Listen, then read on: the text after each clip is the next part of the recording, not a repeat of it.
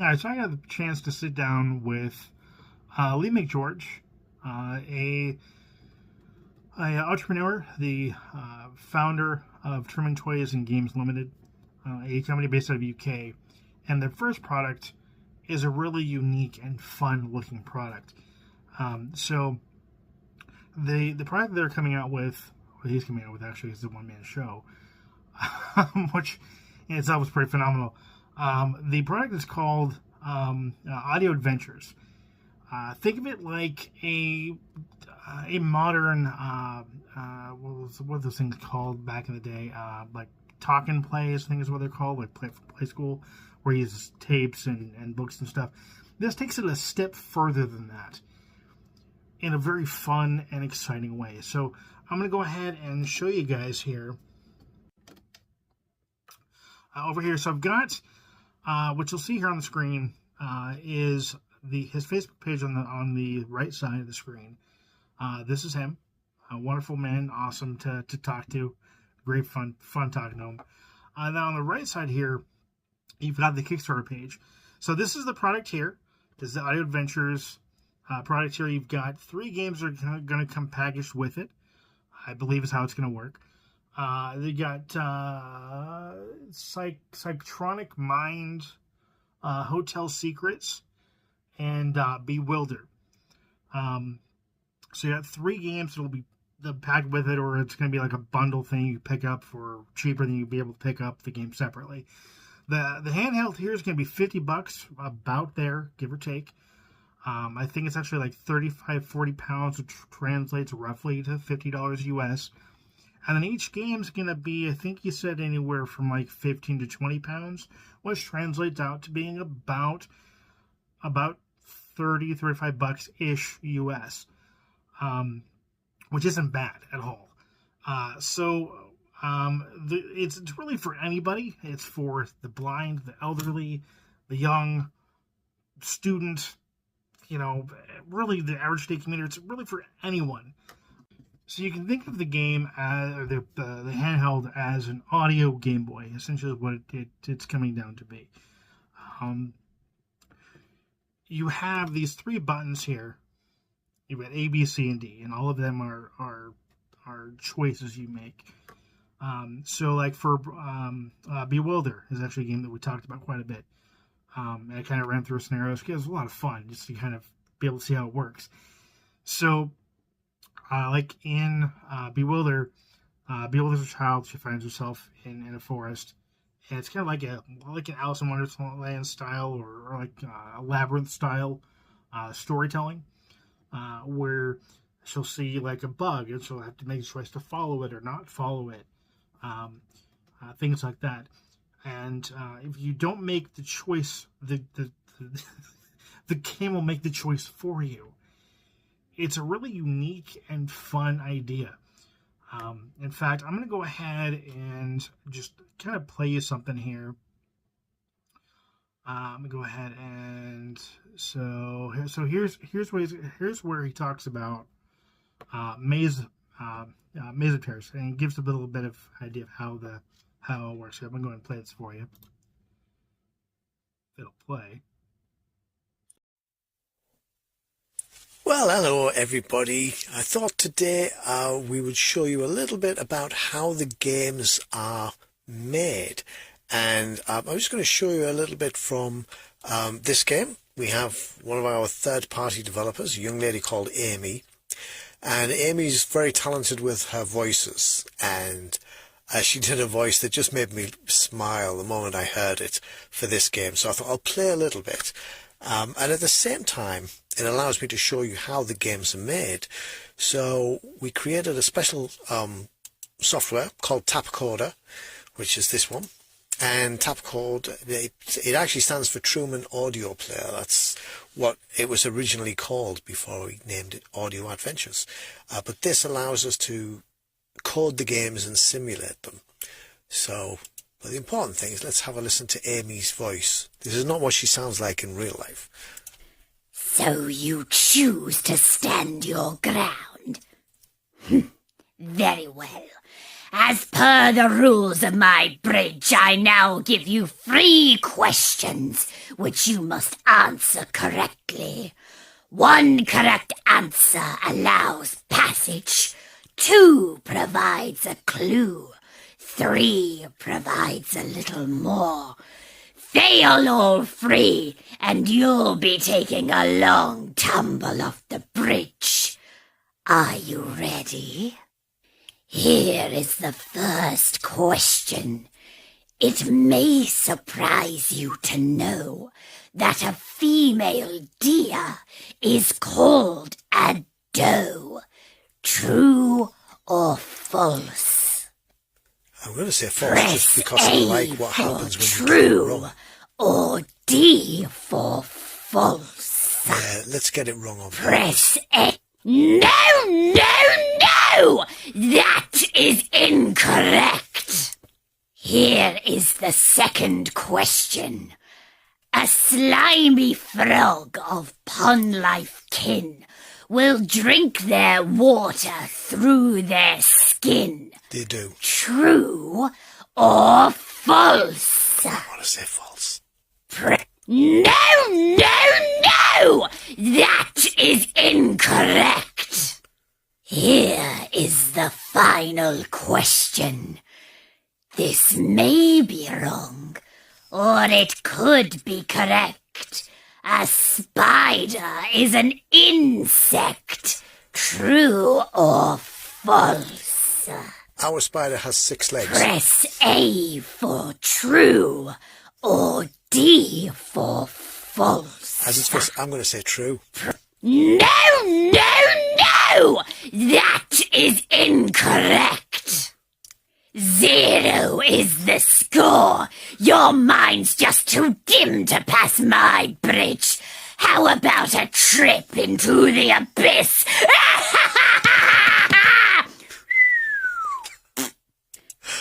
So, could you imagine being married to Amy? Oh, don't I made myself laugh. Yeah, so this is so her game Maze of Terrors, and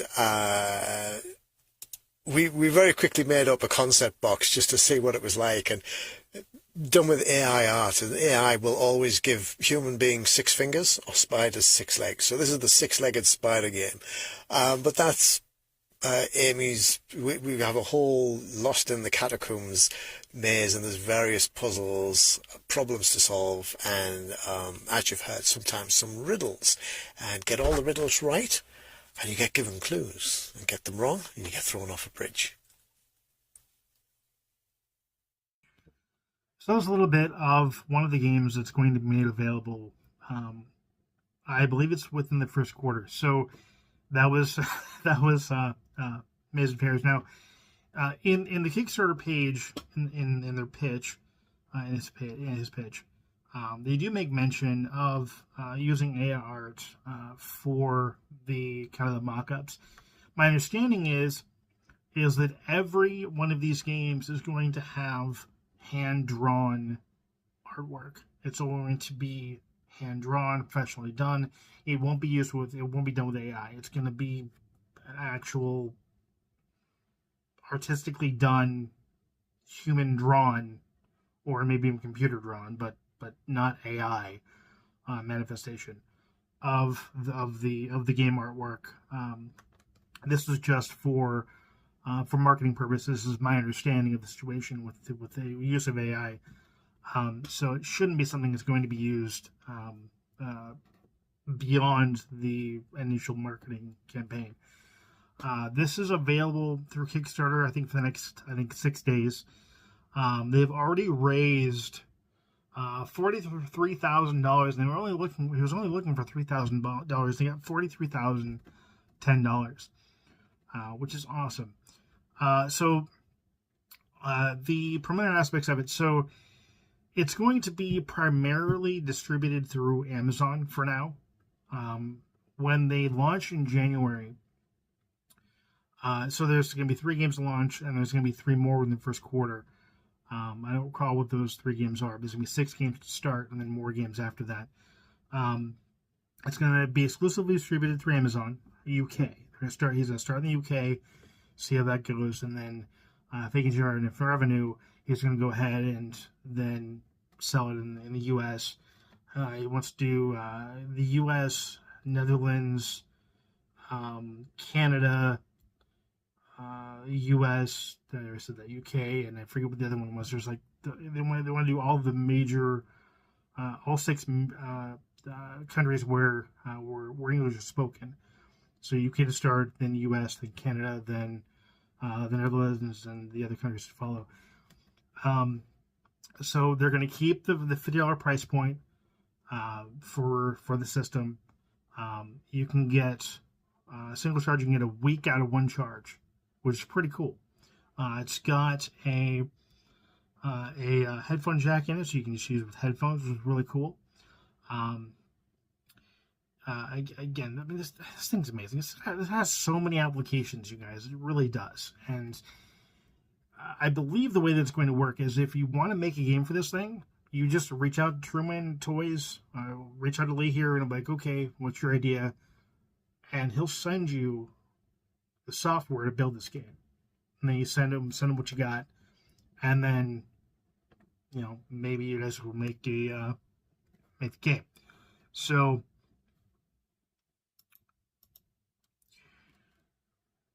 okay, so that's okay. So anyway, so yeah, this game is just the system's really cool. You're gonna get an amazing handheld if it comes to fruition, and I really hope it does.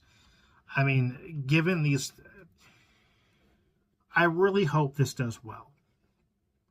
I mean, Lee's a great guy. This system looks promising. The handheld looks like it's gonna be a really cool product.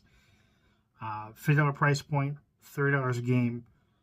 Each game's gonna be about 30 minutes for one playthrough. You got multiple playthroughs to get through, so the content's there. Some may question. I'm gonna go ahead and actually just stop the. I hope it does well. $50 price point on the system, like I said, $30 a game, half hour. So you're going to get essentially you're paying $1 a minute, with them being about 30 minutes long to play through one game. In fact, you're going to be able to continue on. It's got like a password, like save system kind of a thing built in. I don't know the intricacies of it. I don't quite recall the intricacies of it, but there is going to be some kind of a save type system implemented into the system itself, and that's going to be dependent on the game developer and the game that you're playing as to whether that's going to be a feature that's going to be implemented in the game that you purchased. So do keep that in mind. What I'm thinking here is I mean, this has so many applications. You could use this for ESL, for people learning English, or maybe even other languages. You could use this for blind people can use this to as a means to engage in storytelling. It's just there's so many applications to this, and it's just amazing. We had a discussion where he was saying how he went into a charity shop in the UK, get a charity shop for the blind, and he's like, what's your top selling toys for blind kids?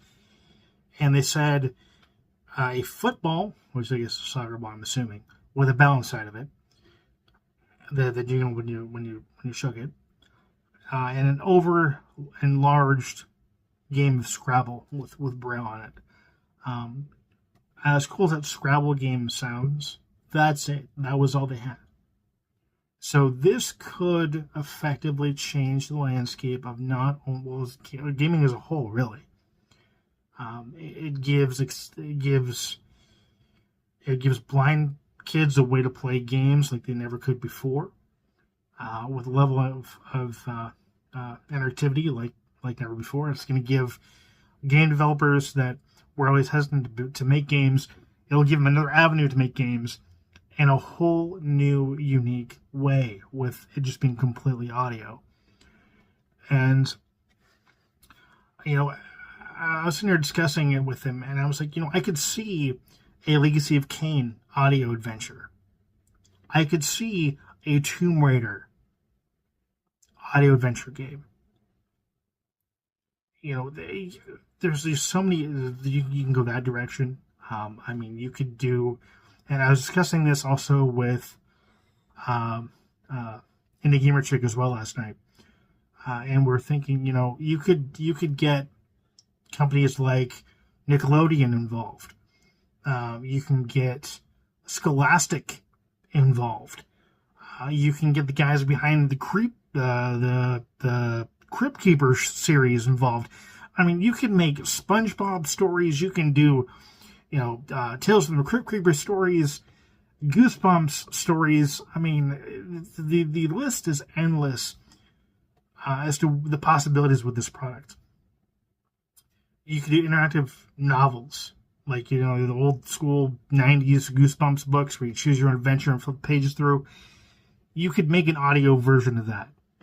This could change so many things and do so much good.